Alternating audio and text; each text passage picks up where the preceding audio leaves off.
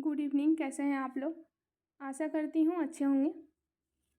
JPSC mains के लिए answer writing की जो सीरीज स्टार्ट की गई है, उसी सीरीज़ के तहत आज हम लोग दूसरे प्रश्न पर बात करेंगे। यह पेपर 3 का ही है और झारखंड हिस्ट्री से जुड़ा हुआ एक इम्पॉर्टेंट सवाल है। यहाँ से एक टॉपिक भी पढ़ना है कि ताना भगत आंदोलन।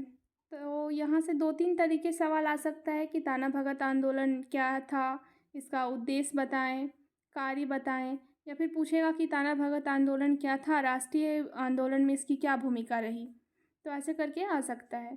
तो इस टॉपिक का क्या आंसर हो सकता है, इसको हम लोग समझेंगे आज। बहुत बारीक से और सरल एवं सहज भाषा में लिखा गया है। आप एक बार पढ़ेंगे तो बहुत अच्छे से समझ में आ जाएगा। तो इंट्रो सबसे पहले लिखना है। तो जैसे सवाल यदि 40 नंबर में केवल इतना पूछ दिया कि ताना भगत आंदोलन क्या था, तो इसमें ताना भगत आंदोलन के बारे में बताना है, इसका कार्य बताना है, उद्देश्य बताना है, और फिर लास्ट में कि राष्ट्रीय आंदोलन में इसकी क्या भूमिका रही, इसको लिखते हुए फिर निष्कर्ष लिखना है।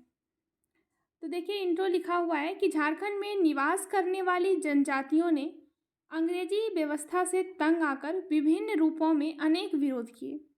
इन्हीं विरोधों में से एक महत्वपूर्ण ताना भगत आंदोलन भी है। ताना या फिर टाना। इस आंदोलन की शुरुआत 21 अप्रैल 1914 में हुई थी। इसके प्रारंभकर्ता जतरा उरांव थे। इन्होंने मात्र 20 अनुयायियों के साथ इस आंदोलन की शुरुआत की थी। ताना भगत आंदोलन का बात करें तो इसका नाम था ताना प्लस भगत। ताना का मतलब क्या था, इसको थोड़ा देखिए, और फिर भगत का मतलब क्या था। ताना का मतलब क्या है, उरांव जनजाति में अपनी परंपरागत सरना संस्कृति को छोड़कर जो लोग ईसाई मतलब बन चुके थे, ईसाई धर्म को अपना चुके थे, उन्हें पुनः सरना संस्कृति में जोड़ना, इसी का मतलब था ताना। ठीक है। और भगत का मतलब उरांव समाज के जो बड़े गुणी होते थे, पुरोहित होते थे, ज्ञानी होते थे, उन्हीं लोगों को कहा गया है यहाँ भगत। तो इस कारण से इस आंदोलन का नाम पड़ गया था ताना भगत। आगे देखिए, ताना भगत आंदोलन के जनक जो थे जतरा भगत, इनका जन्म 2 अक्टूबर 1888 को गुमला जिले में हुआ था। इतना तो सबको पता होता है। इसके अलावा ताना भगत आंदोलन में एक बहुत अच्छा सा एक गीत गा के मतलब इस आंदोलन का प्रचार हो रहा था, जिस गीत का लाइन था कि ताना बाबा ताना भूतनी के ताना। तो आप इसे याद करके बीच में लिख भी सकते हैं कि ताना बाबा ताना भूतनी के ताना, ताना टन ताना, कांसा पीतर मना, दोना पत्री खाना, मांस मदिरा मना, दारू मना, ताना बाबा ताना।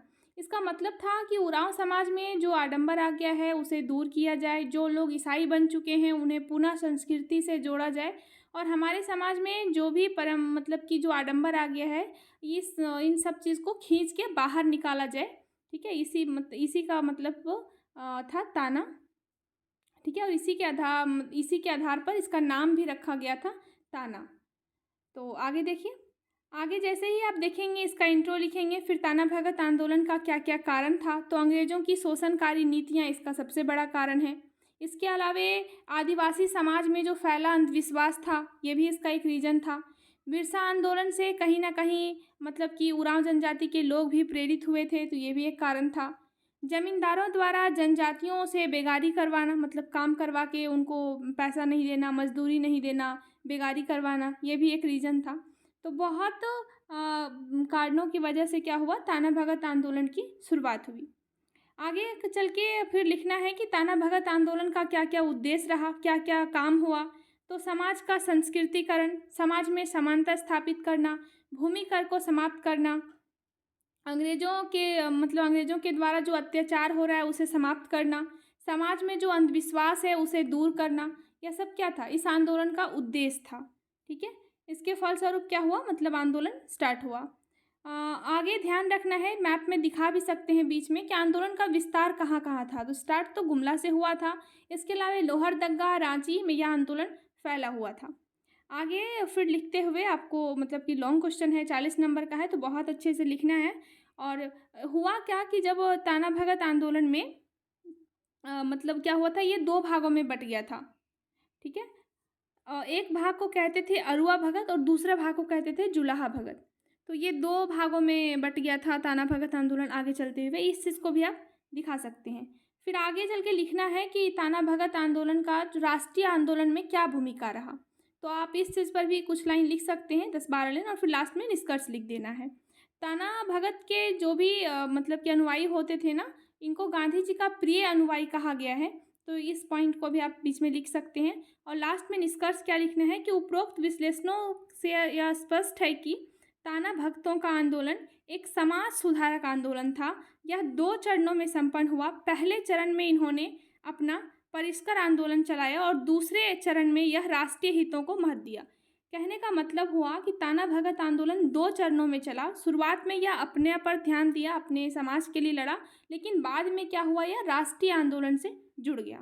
तो बस ऐसे करते हुए और आपको लास्ट करना है इस प्रश्न का, तो एक बार देख लीजिए।